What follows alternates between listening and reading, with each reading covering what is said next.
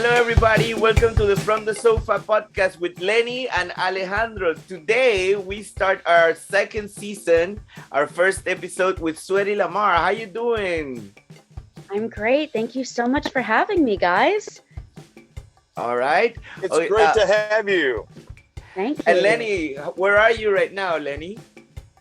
I'm in beautiful Nashville. The weather is great today. It is, you need it in Celsius. It is 25 today for you guys across the pond. Sunny and amazing here. All right. Okay, listen, Lenny, I always tell people not to drive and do video chatting or talking on the cell phone or whatever. Stop driving, Lenny. All right, I'm not driving. I'm in my car, but I'm not driving. Firmly parked. Okay, Sweaty Lamarr has a new single that just came out. Is called Mystery, and we'll be right back and talk about it. So stay tuned. New York, Berlin, Tokyo, London, Kingston, Panama, Nashville. Two outlooks on traveling music and the world.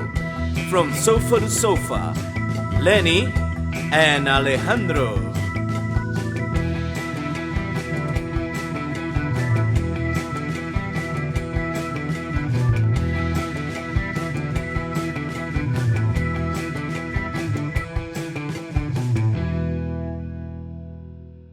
And we're back with Sweaty Lamarr. So tell us a little bit about yourself.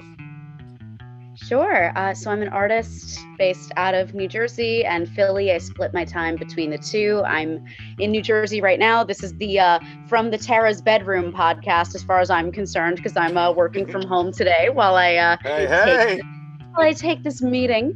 I have been writing and singing for almost 2 years now. So it's a pretty new journey for me. I am primarily a lyricist and a singer. Usually I bring the big guns into the studio for the guitar and everything because I'm still very new to it. One of my producers is actually based in Nashville. I work with a great team called Love Grove. They're split between New York and Nashville. Yeah, I'm excited to eventually come visit Nashville and work on some of my stuff there. Well, come on down. We got a lot of great places to play. That I could probably turn you on to a couple of singer-songwriter venues. They can too, I'm sure. But we have it great here tonight, and we got a couple big concerts in town tonight. So it's a big time here in Nashville today. Okay, but before you go to Nashville, I want to know what type of music is the type of music that you're doing right now. Sure. So it's funny. So my first two singles have a very specific feeling to them. They have this very Phoebe Bridgers, Lucy Dacus, kind of atmospheric indie alternative. It's soft music, it's somber music, it's reflective. Okay. But the EP I'm working on is, of all things, a country style, like a campy country style EP. This is, I guess, an exclusive because we haven't really publicly talked about this, but one of the things I'm doing on the EP is a sort of punk rock style cover of Honky Tonk Angels by Kitty Wells. Okay, sounds interesting, but yeah. I was gonna ask like if it was like a type of Americana, but now you said it's punk rock. Well, so that's country punk rock. It sounds like. Yeah. A little bit. Not every song. Like I have one that's kind of inspired by the Spanish influences on country. You know, gorgeous Spanish guitar on it, thanks to my producer Sam Roller. But then I have a couple that are a little more honky tonk style. I have one that's like a country ballad, very Carrie Underwood or Taylor Swift inspired. I just happened to dive into, when I met these producers, they said, okay, listen, you wrote 50 songs. We need to start with one and figure out which of these you want to make. And I said, you guys are Nashville. Why don't I do the sequel to Jolene that I wrote? And that's the first thing that came into my head. Jolene. It's a sequel, actually. It's an original song that I wrote. It's called Abby, I'm Sorry I Stole Your Man. It's going to be the lead from the EP. And it is a sequel to Jolene from Jolene's perspective, where she says, I want to come make amends to this woman. And I regret what I did. And I'm learning that, just because he left her for me doesn't mean he's not going to leave me for someone else. So it's that sort of fallen woman story. Wait a second. Like, so Is this a cover song or you wrote the song? No, like it's an original song that I wrote. An original song, like a sequel to the song, like answering to Jolene's from Dolly Parton song, and you made an answer to the song. I did. So instead of, Dolly, I'm sorry, I stole your man, I didn't want to be too gimmicky. You can't assume that Dolly Parton is writing as herself, because who in their right mind would ever leave Dolly Parton? So I did Abby, I'm sorry, I stole your man, talking to the character that Dolly stepped into when she asked Jolene to not steal her man. So that was the first idea that I had. And then I looked through the songs I had written and I said, you know what? I have 4 or 5 songs that have some kind of country feel, exploring some semblance of country. Could it be the Americana stuff? Could it be the 90s style or the current country ballad style? And I had them and I said, you know what, let's just put this together, make it an EP. It's called A Little Bit Country, A Little Bit Rock and Roll, but country is spelled Country, because it's a little tongue-in-cheek. Okay. No, it's a little tongue-in-cheek. I like it. Yeah. So I have a mix of songs on there that are all very new sounds for me. It's something that my listeners won't expect, and it's exciting to do that so early as I'm setting the tone for what my real genre focus is going to be as a musician. All right, that's very interesting. Now, how many instruments do you play? Sounds like you've been a musician. Since when have you been a musician, and how many instruments do you play? So I taught myself a little bit of guitar, and I started playing not even 2 years ago yet. It'll probably be 2 years around July. I bought myself a very cheap, I think it's called like Best Instruments. Like that's the brand of the guitar. It's, a cheap $89 blue guitar. Don't worry about it. We all been there. Yeah. And then let's see, I don't really play much currently. Again, I kind of leave that to the big guns. Like I have very, very talented friends around me who are drummers and, play the piano and play the guitar and write beautiful music under my lyrics and vocal melodies. But I did play the doumbek, which is a Mediterranean style drum in college. Okay. Right. And I played saxophone in the 4th grade, and I played the recorder in grammar school like we all did. That the cheap recorder. Okay, yeah. I know. Almost like a little clarinet style. All of our parents wanted to kill us because we were playing like hot cross buns at home. So I had a tiny bit of musical experience, but primarily the instrument I use most is my voice, because I said, you know what? I'm the only person who can sing on my stuff, right? I can't bring someone else to sing for me. So that's the one that I got to put most of my effort into. Okay, well, that sounds very interesting, Tara. So tell us a little bit about where you live. How is it what makes you compose the music you compose in your environment?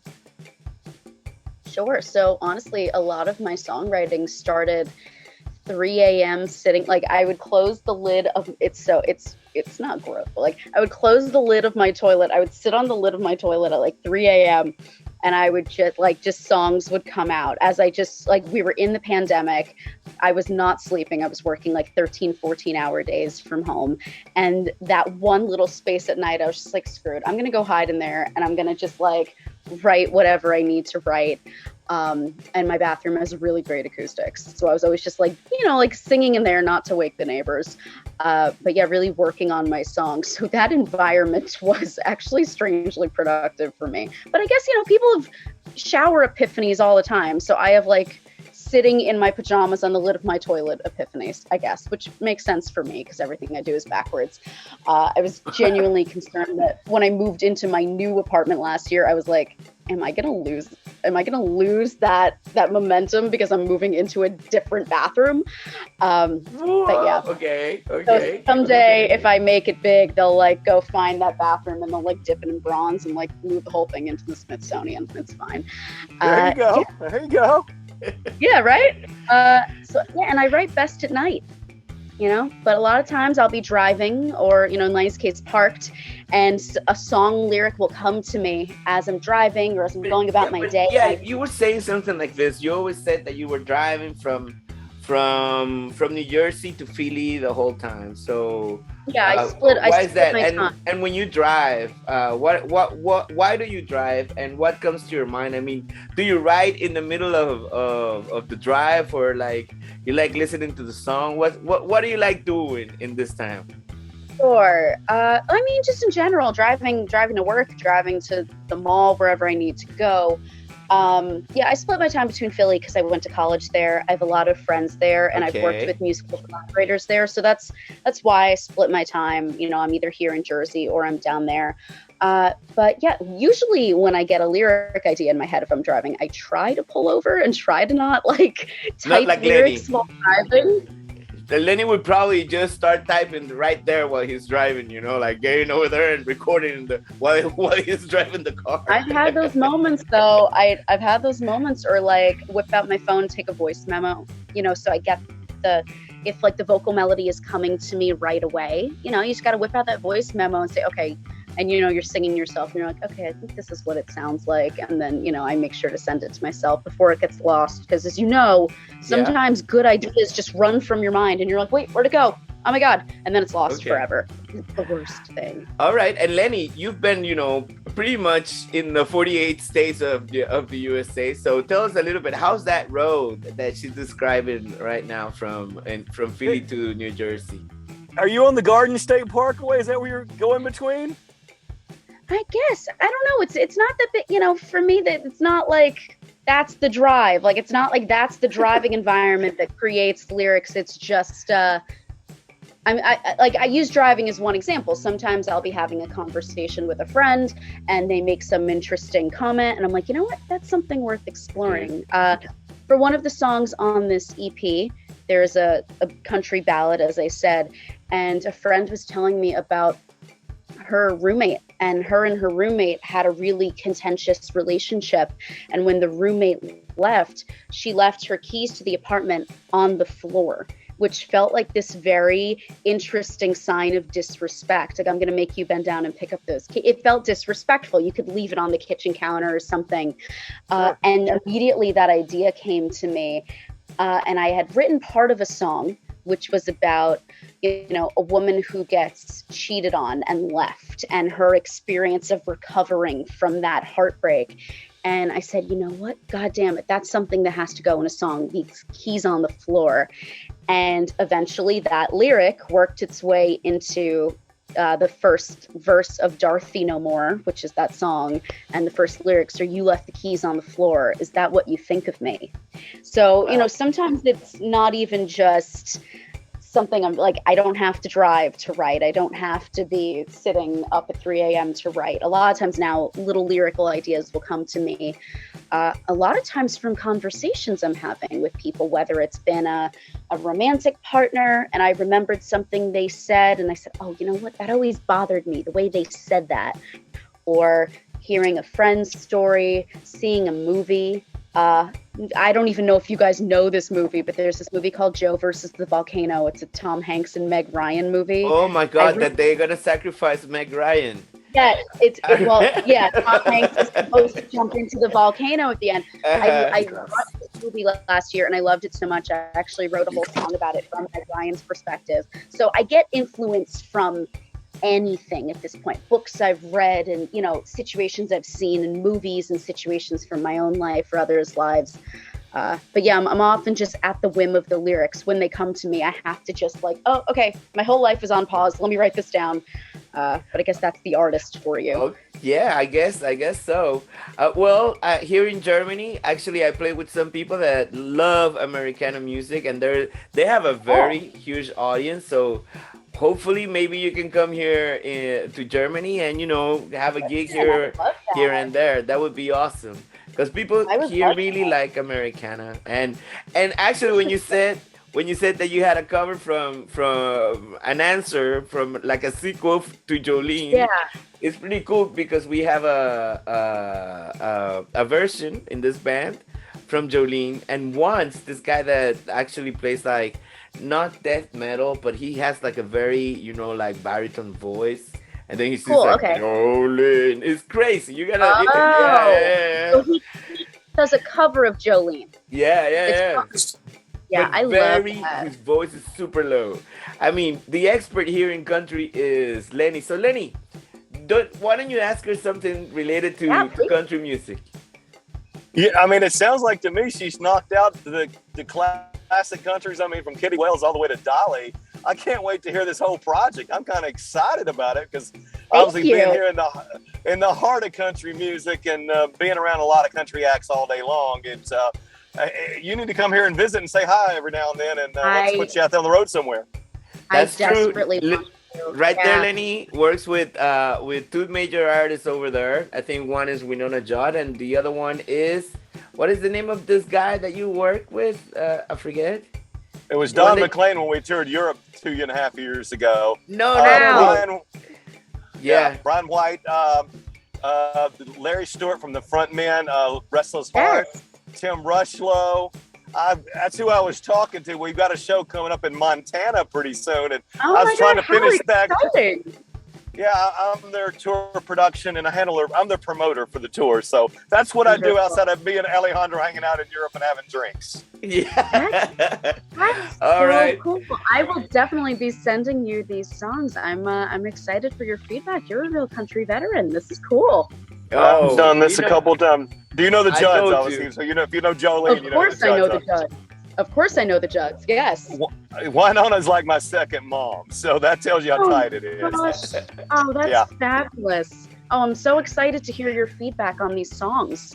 I can't wait to hear it. I was like I kept saying, wow, okay. Kitty Wells is country, and the Jolene thing with Dolly, I mean, obviously she has just did the award show last week from Vegas, or I guess, in Vegas.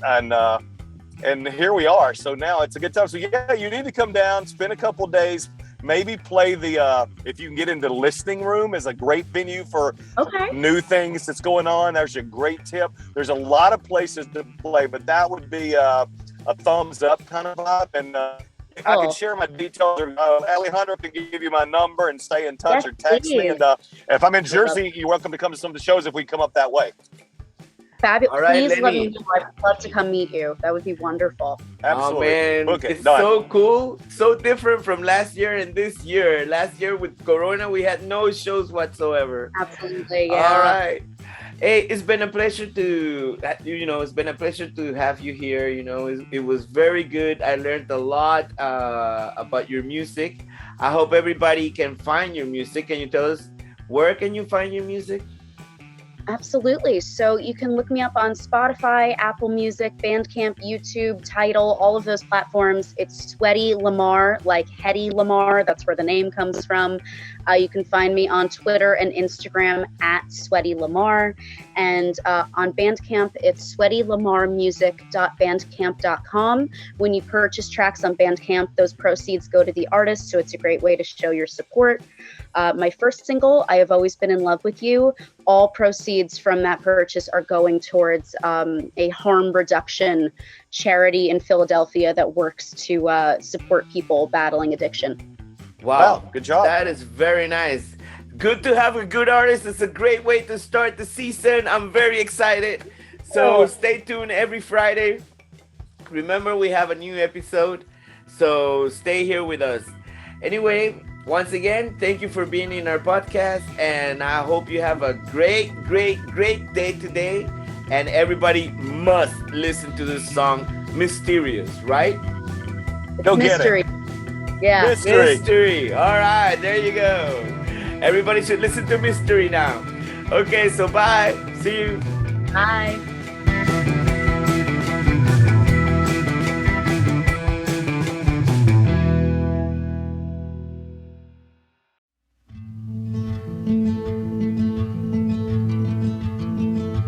No one's ever sweat their palms for me before.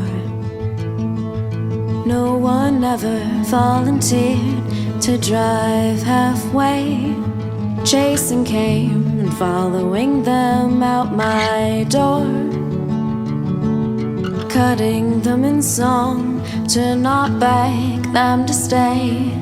I ran through hope like a sneaker stomped ribbon to no cheers, trampled cups. But I had forgiven myself and resign. But if I couldn't know love, I could at least know everything.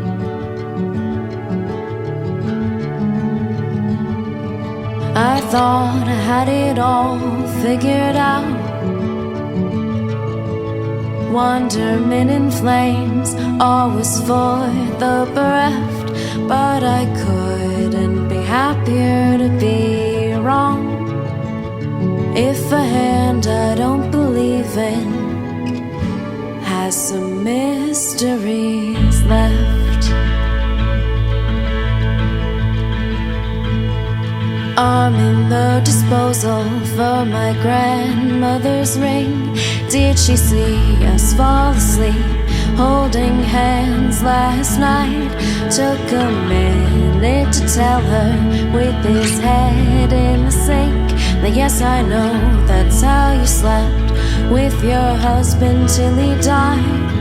Left hearts in the raindrops on my windshield. I giggled like a cursing kid, bringing joy in from the storm I had never considered. But I didn't know a lot of things he did.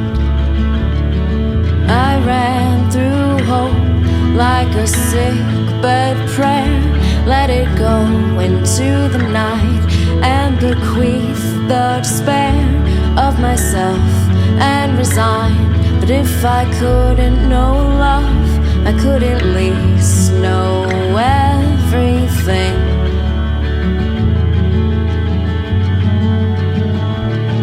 I thought I had it all figured out. An apostate of wonder, always for the bereft. But I couldn't be happier to be wrong.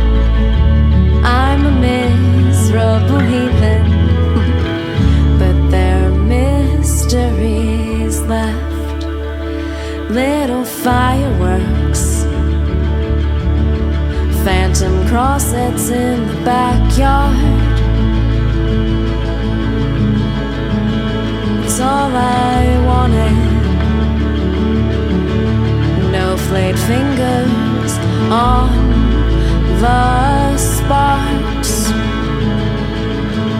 Fewer singed eyelashes, fewer migraine plumes. Hope was laughter I had heard from the other room.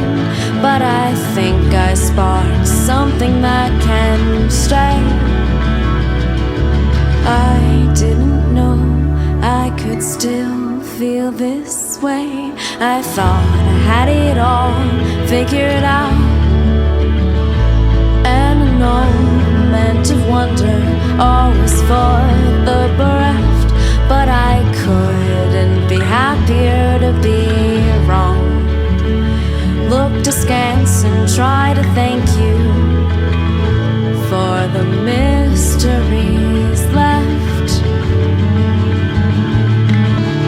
Thank you for the mysteries left. Hey everybody, thanks for listening. Follow us on every platform in social media. You can easily find us at From the Sofa Podcast, except on Twitter, that is just the Sofa Podcast.